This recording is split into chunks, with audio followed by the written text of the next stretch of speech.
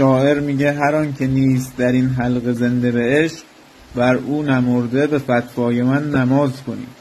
یه اون کسی که عاشق نیست، عشقی نداره، قبل از اینکه بمیره مرده است. ولی وقتی آدم یک شخصی است، یک نیرویی است که تو با تمام وجود عاشقشی و حاضری حتی در راهش همه چیز تو فدا کنی. یه خنکان قماربازی که بباخت آنچه بودش، به نماند هیچش الا هوس قمار دیگر.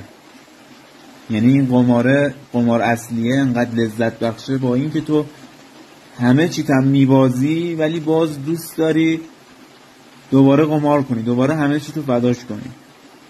واسه همین اگه اون عشق اصلی که داره ما رو صدا میکنه رو همه چی رو فدای اون کنیم، یه کاری نداره دلار چطوریه دلار چطوری نیست، چون هیچکی بیرون که دلش برای ما نمیسوزه که.